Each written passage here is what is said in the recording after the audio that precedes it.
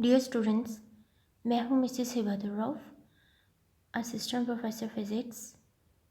आज हम पढ़ेंगे चैप्टर नंबर 13, करंट इलेक्ट्रिसिटी। और आज का हमारा टॉपिक है किरचॉफ रूल्स। किरचॉफ रूल्स की ज़रूरत क्यों महसूस हुई, या इनकी सिग्निफिकेंस क्या है, इम्पोर्टेंस क्या है। जबकि हम किसी भी सर्किट में जिसमें बैटरी और सर्किट एलिमेंट्स यानी कि रेजिस्टेंस वगैरह कनेक्टेड हों, तो हम वहाँ पे ओहम्स लॉ अप्लाई करके वोल्टेज, करंट या रेजिस्टेंस कैलकुलेट कर सकते हैं। अगर हमारे पास ओहम्स लॉ है जिससे हम सर्किट के प्रॉब्लम्स को सॉल्व कर सकते हैं, तो किरचॉफ रूल्स की ज़रूरत क्यों पड़ी। आप देख सकते हैं यहाँ आपके सामने दो तरह से डायग्राम दिखाई हुई हैं। एक डायग्राम में ब्रांचेस बनी हुई हैं, ये ब्रांचेस है। ब्रांचेस किसको कहते हैं? शाखों को। और ये रेजिस्टेंसेस हैं। जो ब्रांचेस हैं ये एक रेजिस्टेंसेस की फॉर्म में है। इस डायग्राम में आप देख रहे हैं रेजिस्टेंसेस तो हैं, लेकिन इसके साथ ईएमएफ यानी दो बैटरीज भी कनेक्टेड हैं। आपने अभी तक जो सर्किट्स पढ़े, जो सर्किट्स देखे, उसमें हमने देखा कि एक सर्किट एलिमेंट यानी एक रेजिस्टेंस, दो रेजिस्टेंस, ये तीन रेजिस्टेंसेस लगी हुई थी, लेकिन करंट या वोल्टेज सोर्स एक ही था। अगर हमारे पास करंट या वोल्टेज सोर्सेस एक से ज़्यादा हों, तो ऐसे सर्किट को हम कम्प्लेक्स सर्किट या कम्प्लेक्स नेटवर्क कहते हैं। तो कम्प्लेक्स नेटवर्क या कम्प्लेक्स सर्किट को सॉल्व करने के लिए ओहम्स लॉ लिमिटेड है। वहाँ पे फिर हम किरचॉफ रूल्स अप्लाई करते हैं। किरचॉफ लॉज या किरचॉफ रूल्स, जिनको हम किरचॉफ सर्किट लॉज भी कहते हैं, ये बेसिकली दो लॉज हैं और दो इक्वालिटीज़ जो कि डील करती हैं। यानी ये लॉज में दो इक्वालिटीज़ हैं जो डील करेंगी किसके साथ? कंजर्वेशन ऑफ चार्ज और conservation of energy in an electrical circuit. There are basically two Kirchhoff laws. पहला किरचॉफ करंट लॉ, जिसको KCL भी एब्रीवेशन में लिखा जाता है। ये बेस्ड करता है on the principle of conservative या कंजर्वेशन ऑफ इलेक्ट्रिक चार्ज। दूसरा हमारे पास है किरचॉफ वोल्टेज लॉ, जिसको हम एब्रीवेशन में KVL भी कहते हैं। किरचॉफ वोल्टेज लॉ जो बेस्ड करता है principle of conservation of energy, यानी जो करंट लॉ होगा उसमें हम चार्जेस की कंजर्वेशन देखेंगे, और जो वोल्टेज लॉ है उसमें हम एनर्जी की कंजर्वेशन देखेंगे।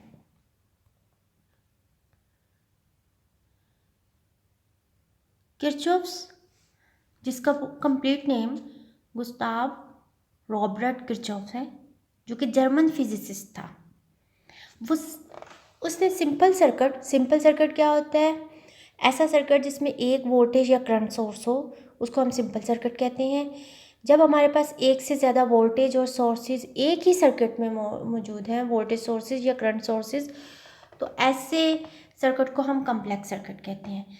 किरचॉफ लॉज जो है या सर्किट लॉज जो हैं, ये हमें ऐसे कम्प्लेक्स सर्किट प्रॉब्लम्स को सॉल्व करने में मदद देते हैं, हमारे लिए हेल्पफुल होते हैं।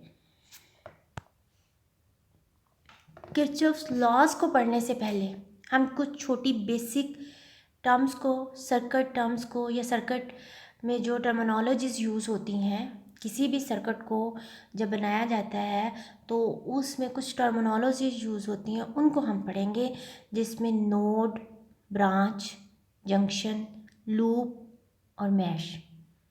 सबसे पहले हम देखेंगे नोड। नोड किसको कहते हैं? A point at which two or more elements are joined together is called node. किसी भी सर्किट में कोई एक पॉइंट, उस पॉइंट पे जितने एलिमेंट्स यानी जितनी रेजिस्टेंसेस या कोई रेजिस्टेंस बैटरी या कोई रेजिस्टेंस कैपेसिटर और बैटरी या रेजिस्टेंस कैपेसिटर बैटरी और इंडक्टर, कोई भी सर्किट के अंदर जो हम एलिमेंट लगाते हैं, एक पॉइंट पे जितने एलिमेंट्स आके मिल रहे होंगे उस पॉइंट को हम नोड बोलेंगे। दो नोड्स के दरमियान में या basically branch any element connected between two nodes. जब हम किसी एलिमेंट को कनेक्ट करते हैं, अगर रेजिस्टेंस को कनेक्ट करेंगे उसके दो टर्मिनल्स होंगे, तो एक टर्मिनल एक नोड से कनेक्ट होगा, दूसरा टर्मिनल दूसरे नोड से कनेक्ट होगा। तो ये दो नोड्स के दरमियान में जो टर्मिनल कनेक्टेड है इसको हम बोलेंगे ब्रांच। अगर हम इस डायग्राम को देखें तो इसमें आप देख सकते हैं, अगर हम रेजिस्टेंस 1 को लें, ये रेजिस्टेंस 1 को, तो आप देख सकते हैं ये सेंट्रल पॉइंट जो है, सेंट्रल पॉइंट को हम नोड कहेंगे। और रेजिस्टेंस का एक टर्मिनल इस नोड यानी सेंट्रल पॉइंट से कनेक्टेड है, एक टर्मिनल ये ऊपर है जो कि आगे किसी और पॉइंट से कनेक्टेड होगा। तो दो नोड्स के दरमियान में अगर हम किसी एलिमेंट को कनेक्ट करते हैं उसको हम ब्रांच बोलते हैं। जंक्शन किसको कहेंगे? जंक्शन बेसिकली जोड़ को कहते हैं। वाइल अ पॉइंट वेयर 2 या 3 और मोर ब्रांचेस, अब नोड्स की बात नहीं हो रही, नोड्स के दरमियान में कनेक्शन हो, दो नोड्स के दरमियान, उसको ब्रांचेस कहते हैं। और अगर दो या दो से ज़्यादा ब्रांचेस किसी जगह पे मिल रही हों उसको हम, या जुड़ रही हों उसको हम जंक्शन बोलते हैं। जैसा कि इस डायग्राम में आप देख सकते हैं, ये नोड्स भी बनाए हुए हैं और जंक्शन भी, लेकिन इसमें यहाँ आपको बाहर ब्रांच नज़र नहीं आ रही। तो ब्रांच क्या होगी? ये R1 भी एक ब्रांच है, R2 भी ब्रांच है, R3 भी ब्रांच है। अगर आप ब्रांच को देखें तो R1 को देखें, दो पॉइंट्स, दो नुक्तों के दरमियान में जुड़े हैं, ये दोनों नुक्ते नोड कहलाएंगे। लेकिन जंक्शन क्या है? जहाँ पे R1 एक ब्रांच है, R2 दूसरी ब्रांच है, R3 तीसरी ब्रांच है, ये आके जुड़ेगी, इसको हम जंक्शन बोलते हैं। लूप क्या होगा? Loop is any sequence of elements, यानी जब हम एलिमेंट्स को सर्किट में कनेक्ट कर देते हैं, एक सीक्वेंस से कनेक्ट करते हैं ना, एक साइड से R1 कनेक्ट की, फिर R2 कनेक्ट की, फिर R3 कनेक्ट की, कोई बैटरी कनेक्ट की और सर्किट हमारा मुकम्मल हो गया। A loop is any sequence of elements connected between nodes, ठीक है, कनेक्टेड बिटवीन यानी नोड्स के दरमियान में हम लूप को लेने के लिए स्टार्ट लेंगे किसी एक नोड से, स्टार्ट्स यानी nodes that starts and ends at the same node, you only include a node once in a loop. Loop में हम इस डायग्राम में देखें, लूप दिखाया हुआ है। लूप में हम, अगर हम कहें हमारे पास ये ए पॉइंट है यानी नोड है, B C D E F, ये बेसिकली हमारे पास नोड्स हैं, ठीक है। अगर हम ये कहें ए से बी, बी से हम सी पे जाएं, सी से डी पे आएँ, डी से ई की तरफ आएँ, ई से एफ और एफ से ए पे, तो लूप क्या होगा? ए पॉइंट से हमने स्टार्ट लिया और वापस हम ए पे आए और जिस पाथ पे हम मूव करते हुए ए तक पहुँचेंगे और उसके अंदर जो एरिया होगा उसको हम लूप बोलेंगे। मैश क्या होगा? मैश भी एक क्लोज्ड पाथ होता है सर्किट में, with no other paths inside it, लेकिन उसके अंदर कोई और पाथ नहीं होता। अगर आप देखें ए बी ई और एफ, सिर्फ इतने हिस्से को देखें, इतने हिस्से को ए बी ई और एफ, ये मैश है। अगर हम इतने हिस्से को देखें, इसमें आप देख सकते हैं A B E F mesh और A B C D E F D भी एक लूप है, लेकिन इसमें एक और लूप कंसीडर होता है जो इससे पहले वाला है। इट मीन्स कि जिसमें मैश लिखा हुआ है, इट मीन्स कि मैश एक ऐसा एक क्लोज्ड पाथ होगा जिसमें कोई और पाथ उसके अंदर से गुजरेगा नहीं, यानी उसका एक ही रास्ता होगा। In other words a loop with no other loops, यानी एक कोई ऐसा लूप, मैश भी लूप को ही कहते हैं, लेकिन ऐसा लूप जिसके अंदर कोई और लूप ना हो। अगर हम इसमें A B C D E F A वाले लूप में देखें तो इसके अंदर एक और लूप भी आता है, वो कौन सा है, ए से बी, बी से ई, एफ से ए तक। ये लूप भी दूसरे बड़े वाले लूप के अंदर कंसीडर होता है, इसलिए हम इसको लूप बोलेंगे। लेकिन अगर सिर्फ हम इतने हिस्से को लेते हैं, ये लूप भी कहलाएगा, मैश भी कहलाएगा। लेकिन मैश जिसके अंदर कोई और ऐसा लूप होगा जिसके अंदर कोई और पाथ नहीं होगा या कोई और लूप नहीं होगा। ये आपके पास बेसिकली कुछ डेफिनेशंस थी। नोड क्या होता है, ब्रांच क्या है, जंक्शन क्या है, लूप क्या है, मैश क्या है। अब हम पढ़ेंगे अपने लॉज को। सबसे पहले हम पढ़ेंगे किरचॉफ्स करंट लॉ। पहला लॉ जिसको हम किरचॉफ्स फर्स्ट लॉ भी कहते हैं, जिसको हम किरचॉफ्स करंट लॉ भी कहते हैं, इसको हम किरचॉफ्स पॉइंट रूल भी कहते हैं, इसको किरचॉफ्स जंक्शन रूल भी कहते हैं, और इसको किरचॉफ्स नोड रूल भी कहते हैं। यानी इसका दूसरा नाम किरचॉफ्स नोड रूल भी है, यानी एक और नाम। नोड रूल क्यों कहते हैं, क्योंकि इसमें एक नोड यानी एक पॉइंट पे आके जिस पे सारी ब्रांचेस कनेक्टेड है, आप देख सकते हैं ये नोड है, इस पे I1 वाली ब्रांच भी कनेक्टेड है, I2 वाली भी ब्रांच कनेक्टेड है, I3 भी कनेक्टेड है, I4 भी कनेक्टेड है। तो इसलिए एक पॉइंट है, इसलिए इसको पॉइंट रूल भी कहेंगे। नोड भी इसको डिफाइन करें तो ये नोड बनता है, इसको हम नोड भी कहेंगे, जंक्शन भी कह सकते हैं इसको, ठीक है। और चूँकि इसमें सिर्फ हम कंसीडर करेंगे करंट को देखेंगे, इसलिए हम इसको करंट लॉ भी कहेंगे। अब इसको करंट लॉ क्यों कहते हैं, अगर हम इस डायग्राम को देखें, इसी डायग्राम को आप देखें तो इसमें टोटल 4 करंट्स हैं। 2 करंट्स नोड यानी पॉइंट की तरफ जा रहे हैं, एरोज आपके सामने। 2 करंट्स जो हैं यानी I3 और I4 नोड में से गुजर के आगे जा रहे हैं। अब क्या होगा, जितना करंट पीछे से आएगा उस पॉइंट पे और उसमें से पास करके आगे चला जाएगा, उस पॉइंट के ऊपर ना तो करंट प्रोड्यूस हो रहा है, ना वहाँ पे करंट जो है यानी चार्ज जो मूव करता हुआ, करंट क्या है, चार्ज ही हो गया ना, तो ना नोड पे चार्ज प्रोड्यूस हो रहा है, ना ही नोड पे चार्ज कंज्यूम हो रहा है। यानी किसी किस्म की क्रिएशन भी नहीं है और किसी किस्म की इसमें डिस्ट्रॉय भी नहीं हो रहा, यानी वेस्ट भी नहीं हो रहा, यूटिलाइजेशन भी नहीं हो रही।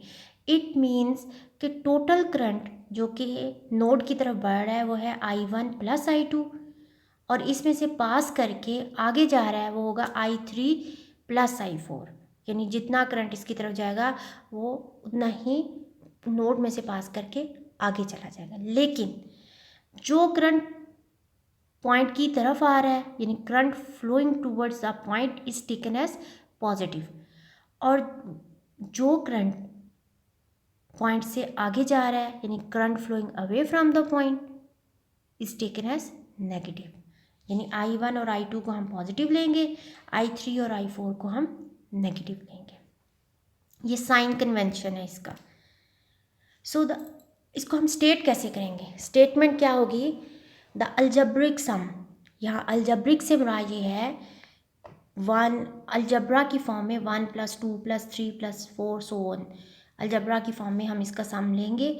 सिंपल जितने करंट सारे उन सबको जमा कर लेंगे। अलजेब्रिक सम का मतलब ये है the algebraic sum of all the currents entering, जितना उस पॉइंट के ऊपर एंटर हो रहा है, नोड पे या जंक्शन में एंटर हो रहा है, और वो एंड किस किस का सम होगा, एंटरिंग करंट और लीविंग अ नोड से गुजर के जो आगे जा रहा है, मस्ट बी इक्वल टू 0, वो लाजमी तौर पे 0 के इक्वल होना चाहिए। यानी I entering + I leaving is equal to 0, और हम इसको समेशन की फॉर्म में लिख सकते हैं sigma I is equal to 0। No sink of charge, no source of charge, यानी इसमें कोई सिंक नहीं होगा। सिंक किसको कहते हैं और सोर्स किसको कहते हैं? सोर्स का अलावा सर्किट में सोर्स ऑफ चार्ज की बात करेंगे तो कोई चार्ज प्रोड्यूस करने का ज़रिया नहीं होगा, यानी बैटरी नहीं होगी। सिंक की बात करेंगे तो इसका मतलब है कोई स्टोर करने का मतलब इसमें सोर्स नहीं होगा, उसको हम सिंक कहेंगे। अब नो सोर्स ऑफ चार्ज, यानी चार्ज का कोई सोर्स भी नहीं है। नो सिंक ऑफ चार्ज, यानी कोई कैपेसिटर भी नहीं लगा होगा और कोई बैटरी भी नहीं लगी होगी। क्या मतलब है? ये आपके सामने जो एक सिंपल सा सर्किट बनाया हुआ है, नोड जहाँ लिखा हुआ है, इस पॉइंट पे ना ही किसी किस्म का कोई कैपेसिटर है, ना ही बैटरी है। मीन्स ना यहाँ पे कोई चार्ज क्रिएट हो रहा है, यानी कि बैटरी क्रिएट करेगी और एनर्जी क्रिएट करेगी, चार्जेस को एनर्जी देगी या चार्ज प्रोड्यूस होगा। और no source of current charge, यानी सिंक ऑफ चार्ज, ना ही इस पॉइंट पे किसी किस्म का कैपेसिटर जो चार्ज को स्टोर करेगा और गायब कर देगा। तो सोर्स और सिंक किसको देगी? आपके सामने एक डायग्राम दिखाई हुई है। सोर्स जो दे रहा है, सिंक जो ले रहा है यानी स्टोर कर रहा है, सोर्स जो उसको प्रोवाइड करेगा। So the idea by Kirchhoff is commonly known as the conservation of charge. इसी वजह से इसको कंजर्वेशन ऑफ चार्ज कहते हैं। जितना चार्ज पीछे से आया उतना ही चार्ज आगे गया, दोनों के अमाउंट कांस्टेंट है। ये आपके पास सामने सर्किट डायग्राम है कि मैथमेटिकली हम कैसे लिखेंगे। There are four branches, 4 branches हैं। एक I1 जो कि एक I1 ब्रांच है। ए आपके पास नोड है, जंक्शन है, पॉइंट है। I2 है। I1 और I2 दोनों मूव कर रहे हैं टूवर्ड्स द पॉइंट, तो इसलिए इसको हम कहेंगे ये हमारे पास पॉजिटिव होगा। I3 और I4 हमारे पास नेगेटिव होगा। इसका मतलब अगर हम इसको टोटल को लिखेंगे तो हम कह सकते हैं current entering the node equals current leaving the node. और हमारे पास अगर यहाँ पे 4 थे करंट और यहाँ पे अगर हम देखें तो 5 है। I1, I2, I3, I4, I5। आप देख सकते हैं I1 की डायरेक्शन नोड की तरफ है तो I1 पॉजिटिव है। I2 की डायरेक्शन भी नोड की तरफ है तो ये भी पॉजिटिव होगा। I3 की डायरेक्शन भी नोड की तरफ है, ये भी पॉजिटिव होगा क्योंकि सम लेना है हमने सबका। प्लस I4 की direction away from the node है तो ये माइनस होगा। प्लस I5 की डायरेक्शन भी अवे फ्रॉम द नोड है, इसके साथ भी -I5 लगेगा। इन सब का सम इज इक्वल टू 0 होगा। ये हमारे पास किरचॉफ्स फर्स्ट लॉ है। तो हम क्या कहेंगे? किरचॉफ्स फर्स्ट लॉ क्या होगा? Sum of the algebraic sum of all the currents meeting at a point in the circuit is 0। ठीक है, या हम कह सकते हैं the sum of all the currents flowing towards the point is equal to the sum of all the currents flowing away from the point. So हम लिख सकते हैं I1 plus I2 plus I3 is equal to I4 plus I5। इन सब का सम जो enter हो रहे हैं उनका सम इज इक्वल टू जो उसको लीव करें उनका सम की इक्वल है। इसको हम law of conservation of charge भी कहते हैं। और ये उसी सूरत में एप्लीकेबल है जब इसमें if there is no sink of और source of charge at that point then the total flowing charge जो है फ्लोइंग कर रहा है towards the point must be equal to the total charge flowing away from the point. ये था आज का हमारा लेक्चर। Thank you.